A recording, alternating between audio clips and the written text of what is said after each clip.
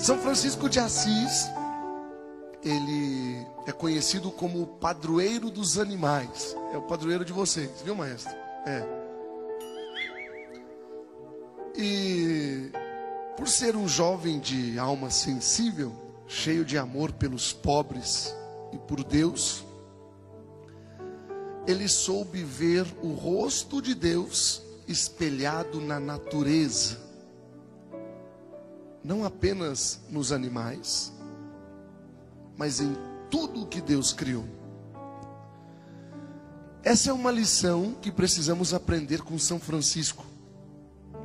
Encantar-se com tudo que Deus criou, com toda a beleza, com toda a harmonia e perfeição, dar glória e louvor a Deus pela criação.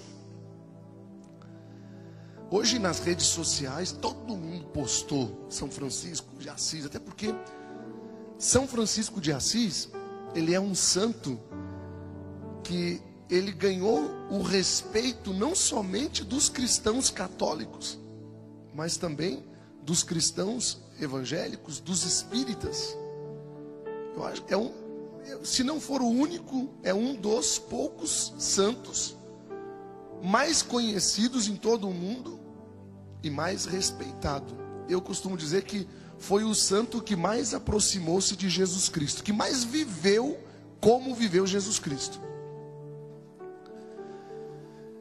Eu quero dizer algumas palavras escritas por Dom Júlio, que é o arcebispo de Sorocaba, aqui de São Paulo. Dom Júlio nos explica que São Francisco de Assis, ele é um santo que viveu na Itália entre os anos 1181 e 1226. Ele é o fundador de uma ordem conhecida como Ordem dos Frades Pregador e Promotor da Paz.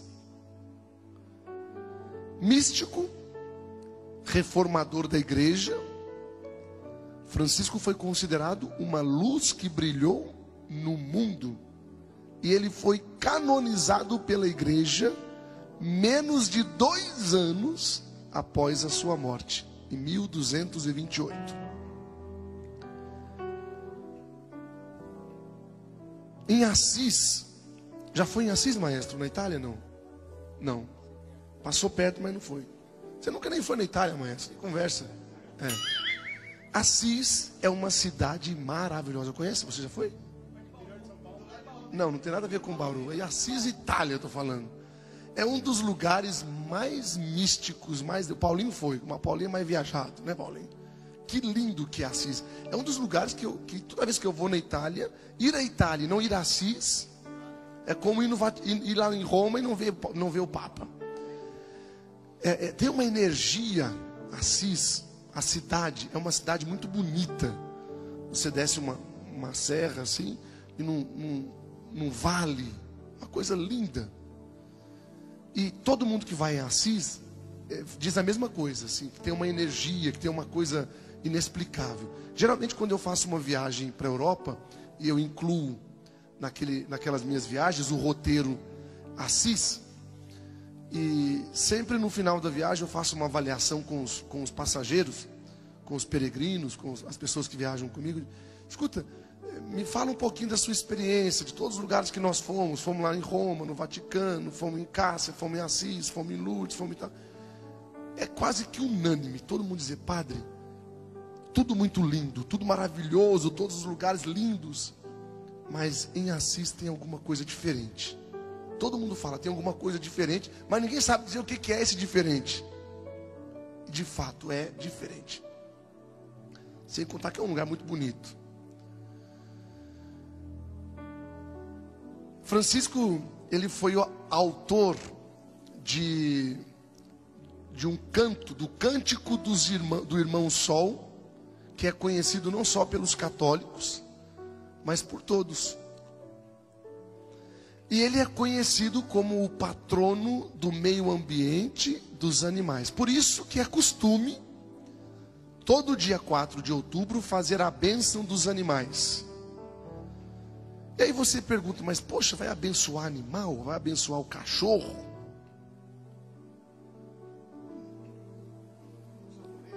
Como é que eu vou abençoar um sanfoneiro, um baixista? Às vezes, não é? Então, qual que é o sentido desta bênção? Ao abençoar os animais, a igreja reconhece que muitos deles, por vontade de Deus, participam de alguma maneira da vida dos seres humanos. E é verdade. Alguns animais auxiliam os seres humanos no trabalho. Outros lhes servem de alimento. Outros ainda são estimados como companhia e divertimento. Abençoar os animais significa reconhecer a relação deles com Deus e com o ser humano. Eles são criaturas entregues ao cuidado do ser humano. Os animais, enquanto criaturas de Deus, habitam o céu, a terra e o mar. E na história da salvação, os animais foram salvos no dilúvio na arca de Noé. Diz a palavra que depois do dilúvio, foram a seu modo e condição associados à aliança feita com Noé, como vemos em Gênesis capítulo 9, versículos de 9 a 10. Na mesma história da salvação, alguns animais se destacam em sua relação com a humanidade e com a salvação divina. Por exemplo, o cordeiro é imolado na Páscoa da libertação da escravidão do Egito, como está em Êxodo capítulo 12, versículos 3 a 14. Eu estou bom hoje, hein? Você vê que, rapaz, como é que pode? Estou vomitando versículo aqui um atrás do outro. Respeita a minha história, maestro. Viu? Então, em Êxodo capítulo 12, versículo 3 a 14, diz assim, que um grande peixe salvou Jonas das águas do mar, como vemos em Jonas 2, capítulo 1, versículo 11. Os corvos alimentaram o profeta Elias, e assim por diante. E tem tantas passagens bíblicas que vão falar sobre os animais, e de uma certa forma tem uma relação os animais com o ser humano. Bom, por isso que eu quero convidar você hoje a preparar o seu animalzinho aí. Como eu vou? Ele já está esperando aqui, ó. O Ted é muito mais inteligente que você, viu, maestro?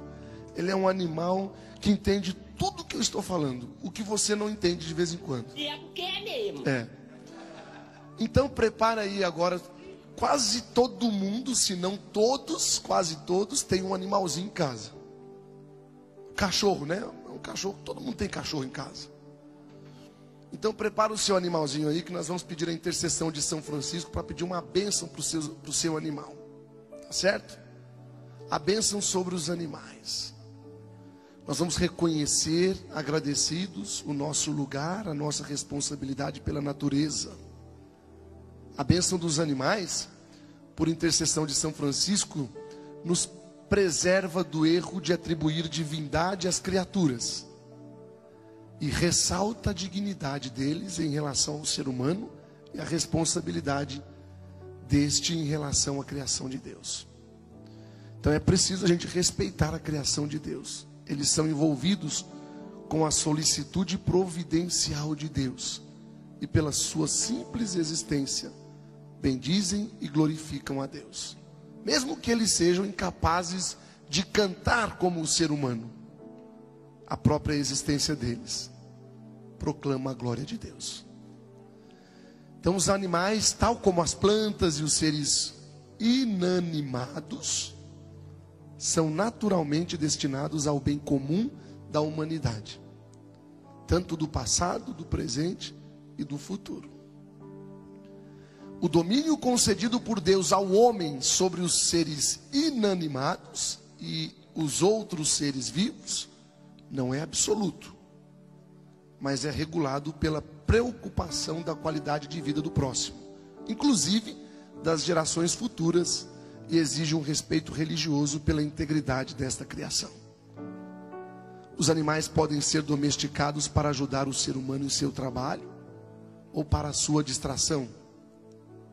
É, porém, contrário à dignidade humana fazer sofrer os animais e dispor indiscriminadamente das suas vidas. Ao mesmo tempo, é igualmente indigno gastar com eles somas que deveriam prioritariamente aliviar a miséria dos homens. Pode sim se amar os animais, cuidar deles, mas não se deve desviar para eles o afeto devido às pessoas humanas.